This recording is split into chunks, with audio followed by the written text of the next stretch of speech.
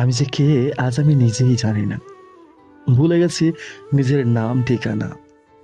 এখন আর কারোর অজুহাত দেখি না। জীবনে একদিন সবকিছু চলে যাবে, শুধু খালি রয়ে যাবে তোর অজুহাতগুলো। আমি না জানি না ভুলটা অ্যাকচুয়ালি কার ছিল, তবু কেন জানি দোষীটা আজ নিজেকেই মনে হয়। কারণ তোকে যে আমি অন্ধের মতো চেয়েছিলাম।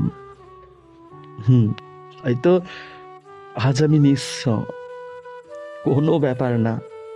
আরে, জীবনের জুয়ায় তো লাভ লস থাকে। হয়তো লাভটা তুই করলি, আর লসটা না হয় আমি ভরপাই করলাম। ছোটবেলায় কোনো একজন মানুষের কাছে এই গল্পটা শুনেছিলাম। মানুষ যে কাজে ঠকে সে কাজ আর কখনো করে না। কিন্তু তবুও দেখ, আমি সেই একমাত্র বোকা মানুষ যে কিনা বারবার তোর কাছে ঠকার পরও তোর কাছেই ফিরে যেতাম। মাঝে মাঝে ভাবতাম, হয়তো শাহজাহান মমতাজের জন্য যেমন তাজমহল বানিয়েছিল তেমনটা হয়তো পারবো না, কিন্তু কোনো একটা ছোট্ট তালপাতার কুটিরে দুজন একসাথে থাকতে তো পারবো। হয়তো এই ভাবনাটাও আমার ভুল ছিল। আর না হয় আমার দেখা স্বপ্নের তালপাতার কুটিরটা শক্ত ছিল না, চোখে স্বপ্ন ছিল, জল ছিল না। প্রতিটা ভালোবাসা যদি সফল হতো, তবে আজ আমার চোখে স্বপ্নের জায়গায় জল থাকতো না। তাই আজ হয়তো নিজেকে ভুলে গেছি। হেঁটে এসেছি অনেকটা পথ তোকে ছেড়ে একা। আর কখনো ফিরবো না তোর দেশে। তোর যত মায়া আছে সব ভুলে থাকতে চাই একা। ও হ্যাঁ, ভুলে গিয়েছিলাম, ওর আর আমার হাতে লেখা যে নাম দুটো আমি তো এখনো মেটাতে পারিনি।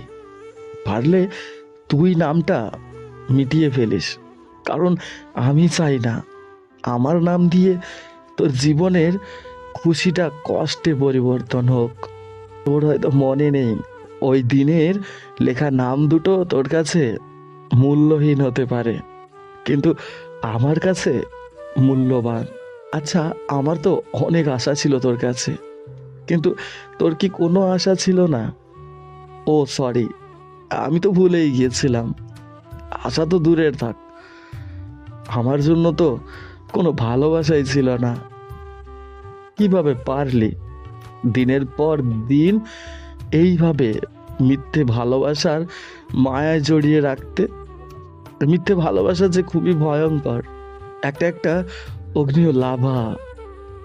আর আজ আমি একটু একটু করে এই লাভায় পুড়ে পুড়ে শেষ হচ্ছি। ভয় পাস না, তোর কাছে আর ফিরে আসবো না। সো বন্ধুরা, এটা একটা আমার পরিচিত বন্ধুর গল্প, যা আমি আপনাদের সামনে তুলে ধরেছি। আর হ্যাঁ, আপনাদেরও যদি এই রকম কারোর গল্প থাকে কমেন্ট বক্সে জানিয়ে যাবেন। আর গল্পটা ভালো লাগলে আমাদের চ্যানেলটি সাবস্ক্রাইব করে যাবেন। ধন্যবাদ।